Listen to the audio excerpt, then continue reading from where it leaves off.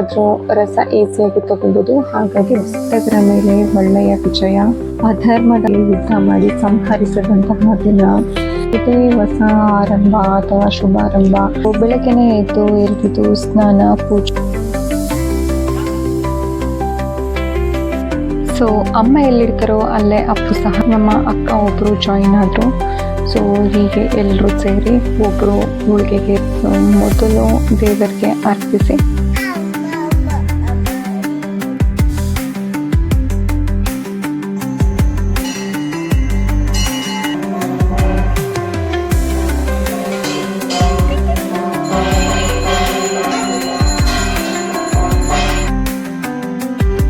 ಒಳಗಡೆ ದಿನ ಈ ಬನ್ನಿ ಮರದ ಪೂಜೆ, ನಾವು ಕೂಡ ಶಮಿ ವೃಕ್ಷದ ಪೂಜೆ. ಬಂಗಾರ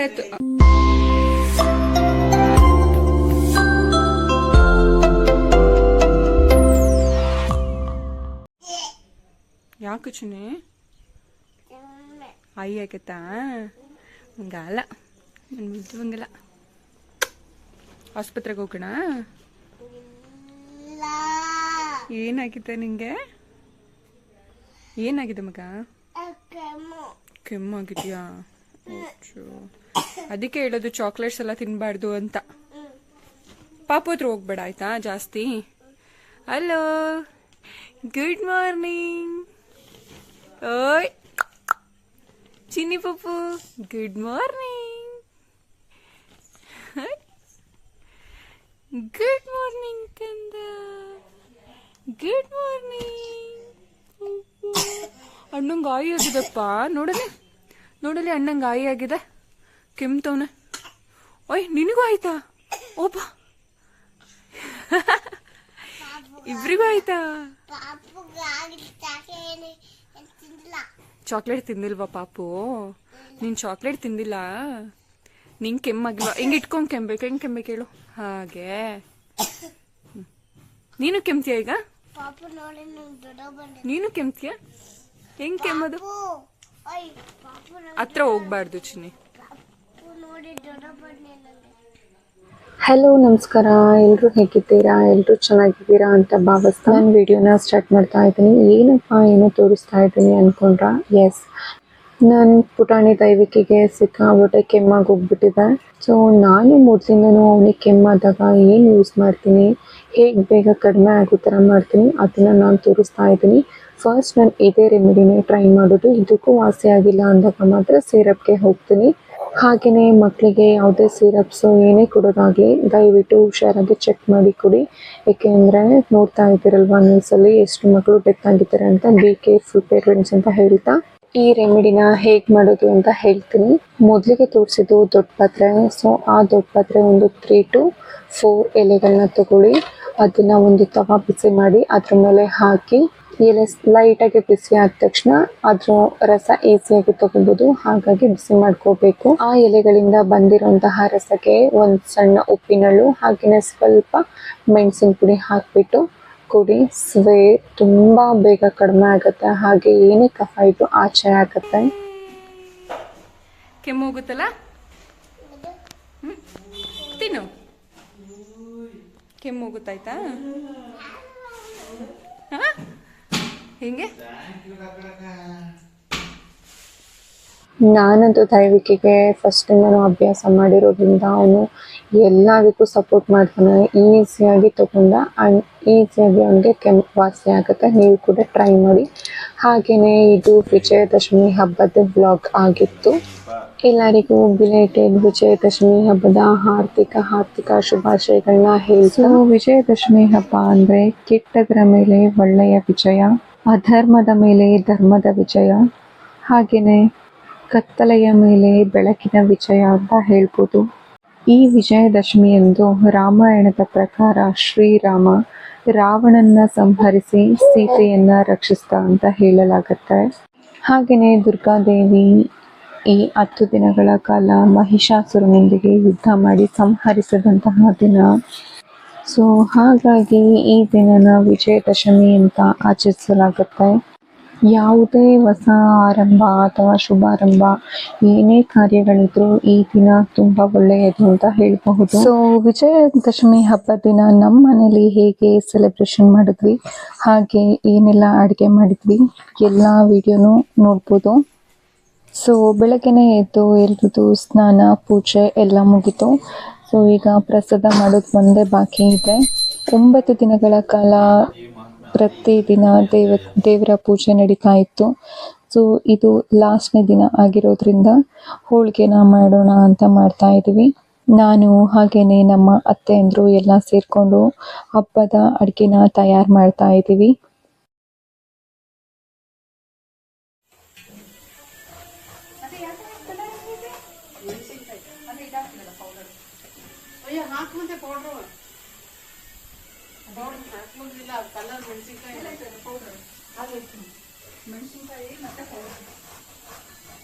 ಅದಕ್ಕೆ ಅಂತಾರೆ ಕುಡಿಯೋದು ಕಲರ್ ಚೆನ್ನಾಗಿ ಬರುತ್ತೆ.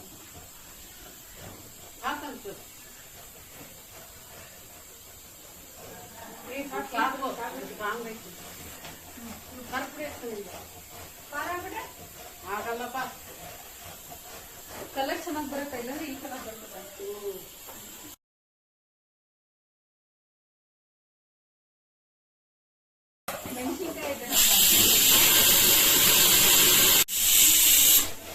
ಸೊ ಅಮ್ಮ ಎಲ್ಲಿರ್ತಾರೋ ಅಲ್ಲೇ ಅಪ್ಪು ಸಹ ಯಾವಾಗಲೂ ಇದ್ದೇ ಇರ್ತಾನೆ ಅಂತ ಎಲ್ಲ ವಿಡಿಯೋದಲ್ಲೂ ಗೊತ್ತು.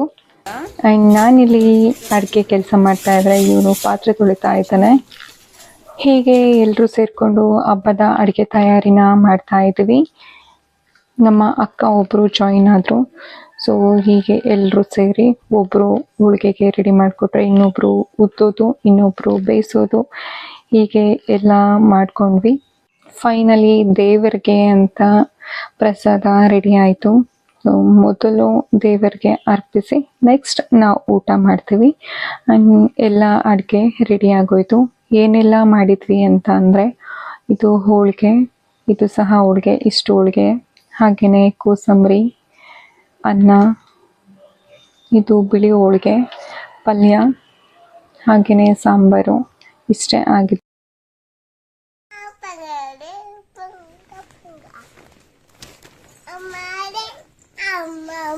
Amare, kushi amare, lalu amare, lalu amare, tikku tikku lalu amare, takka takka naga naga maga, maga maga maga,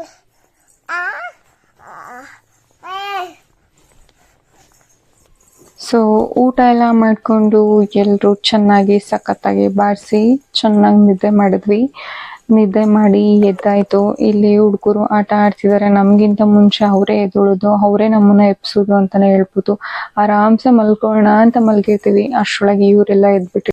ಅದರಲ್ಲೂ ಇವನಿಗಂತೂ ಎಲ್ಲ ಹೊಸದಲ್ವಾ, ಈಗ ನಡಿಬೇಕು, ಓಡಾಡಬೇಕು ಅಂತ ಎದ್ದ ಅಂದರೆ ಸಾಕು ಫುಲ್ಲು ಓದಾಡ್ತಿರ್ತಾನೆ. ನಮಗಂತೂ ಕಾಲೆಲ್ಲ ಹೊಡ್ಕೊಂಡು ಓದಾಡ್ತಿರ್ತಾನೆ. ಸೊ ಎದ್ದೊಳ್ಳೇಬೇಕಾಗತ್ತೆ. ಸೊ ಹೊಸ ಪ್ರಯತ್ನ ಪಡ್ತಾನೆ ಇರ್ತಾರೆ. ಇವನು ಏನೋ ವೆರೈಟಿಯಾಗಿ ನಡೆಯೋದನ್ನ ಪ್ರಾಕ್ಟೀಸ್ ಮಾಡ್ತಾ ಇದ್ದಾನೆ. ಈ ರೀತಿ ಹಿಂದೆ ಮುಂದೆ ಮಾಡಿ ಜಂಪ್ ಮಾಡೋದು ಒಂದೇ ಸರಿ ಈ ರೀತಿ ಮಾಡ್ತಾನೆ. ನಮಗಂತೂ ಪ್ರತಿಯೊಂದು ಮೂಮೆಂಟನ್ನು ಕ್ಯಾಪ್ಚರ್ ಮಾಡ್ಕೊಂಡು ಖುಷಿ ಪಡೋದೆ ಅಮ್ಮಂದ್ರ ಕೆಲಸ ಆಗೋಗ್ಬಿಟ್ಟಿರುತ್ತೆ ಈ ಟೈಮಲ್ಲಿ.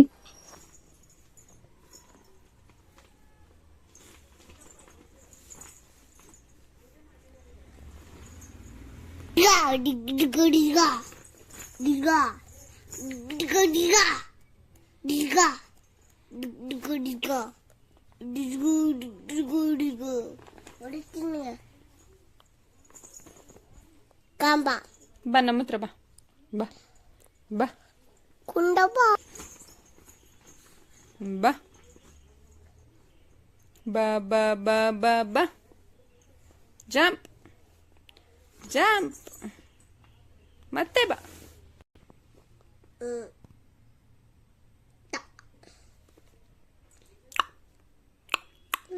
ಬಾ ಬಾ ಅಣ್ಣ ನೀನು ನೋಡ್ತಿದ್ಯಾ ಬಾ ಜಂಪ್ ಜಂಪ್ ಜಂಪ್ ಜಪ್ ಯಾರು ನೋಡ್ಬೇಕು ಗೊತ್ತಾಗ್ತಿಲ್ಲ. ಏಕಿಮ್ ಸಿಂದ ಏಕಿಬು ಕಾಡೆಲ್ಲ ಹಾಕಿರಲ್ಲ ಏಕಿಬಿಗೆ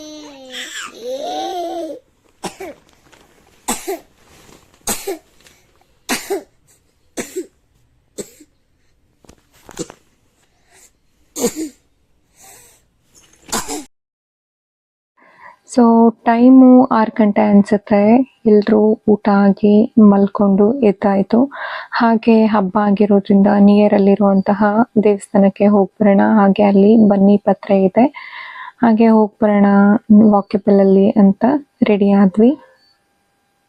ಸೊ ಎಲ್ಲರೂ ರೆಡಿ ಆಗಿಬಿಟ್ಟು ಹತ್ರದಲ್ಲೇ ಇರುವಂತಹ ಗಣಪತಿ ದೇವಸ್ಥಾನಕ್ಕೆ ಹೋಗ್ಬರೋಣ ಅಂತ ಹೋಗ್ತಾ ಇದ್ದೀವಿ. ಅಲ್ಲೇ ಇವತ್ತು ವಾರ್ಷಿಕೋತ್ಸವ ನಡೀತಾ ಇತ್ತು. ಹಾಗಾಗಿ ಲೈಟಿಂಗ್ಸ್ ಎಲ್ಲ ಹಾಕಿದ್ರು.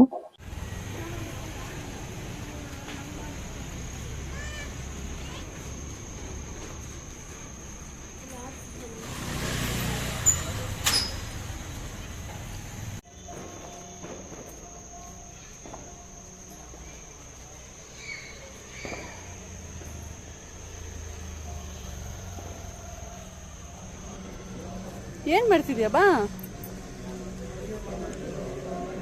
ಹೋಗು, ಜೇಜಿಗೆ ಹೋಗು, ಜೇಜಿಗೆ ಹೋಗು, ಹೋಗು, ಮುಂದೆ ನೋಡು, ಹೋಗು, ಬೇಗ ಹೋಗು, ಕೈ ಮುಗಿ.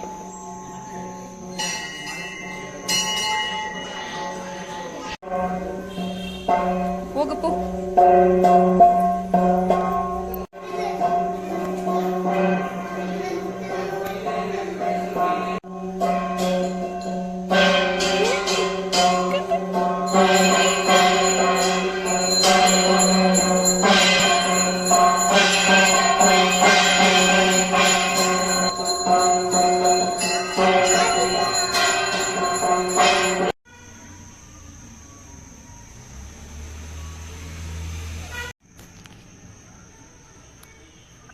ಒಳಗಡೆ ಪೂಜೆ ನಡೀತಾ ಇದೆ. ಸೊ ಪಾಪು ಅಳ್ತಾ ಇದ್ದ ಅಂತ ಹಾಗೆ ಆಚೆ ಎತ್ಕೊಂಡು ಬಂದೆ.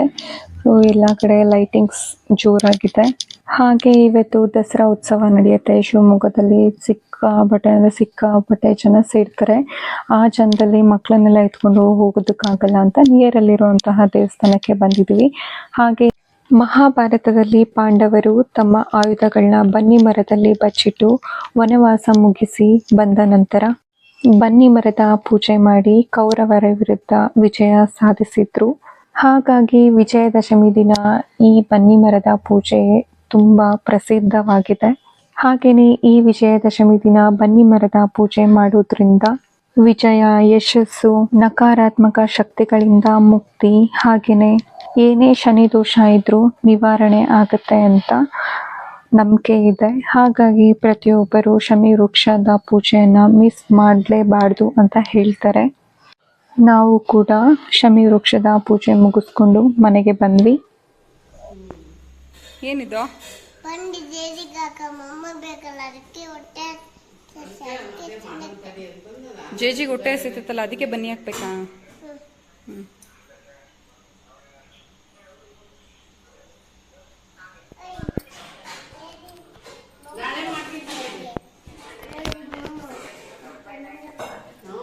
ಮಮ್ಮು ಅಲ್ಲ ಚಿನಿ, ಅದು ಬನ್ನಿ ಪತ್ರೆ ಬಂಗಾರ ಬನ್ನಿ ತಗೊಂಡು ತಿಂತಿದಾರ. ತಿನ್ನಲ್ಲ ಚಿನಿ ಅದು.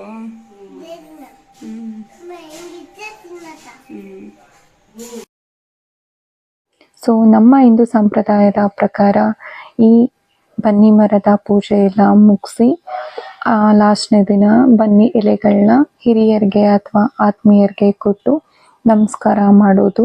ಹಾಗೇನೆ ಬನ್ನಿ ತಗೊಂಡು ಬಂಗಾರದಂತಿರೋಣ ಅಂತ ಹೇಳಿ ಹಬ್ಬನ ಮುಗಿಸೋದು. ಸೊ ನಾವು ಸಹ ಹಾಗೇನೆ ಬನ್ನಿ ಮರದ ಪೂಜೆ ಎಲ್ಲ ಮುಗಿಸ್ಕೊಂಡು ಬನ್ನಿ ಎಲೆಗಳನ್ನೆಲ್ಲ ತಗೊಂಡ್ಬಂದು ಸೊ ದೇವರಿಗೆ ಅರ್ಪಿಸಿ, ಹಾಗೆಯೇ ನಮ್ಮ ಮನೆಯಲ್ಲಿ ಇರುವಂತಹ ಹಿರಿಯರಿಗೆ ಹಾಗೆ ನಮ್ಮ ಎಲ್ಲ ಫ್ಯಾಮಿಲಿ ಮೆಂಬರ್ಸ್ಗೆ ಕೊಟ್ಟು ಹಬ್ಬನ ಮುಗಿಸ್ತೀವಿ. ಸೊ ನನ್ನ ಕಡೆಯಿಂದ ನಿಮ್ಮೆಲ್ರಿಗೂ ಬನ್ನಿ ಪತ್ರೆನ ಕೊಡ್ತಾ ಇದ್ದೀನಿ. ಸೊ ಈ ಬನ್ನಿ ತಗೊಂಡು ಬಂಗಾರ ತಂತಿರೋಣ ಅಂತ ಹೇಳ್ತಾ ನನ್ನ ವಿಡಿಯೋನ ಮುಗಿಸ್ತಾ ಇದ್ದೀನಿ. Thank you.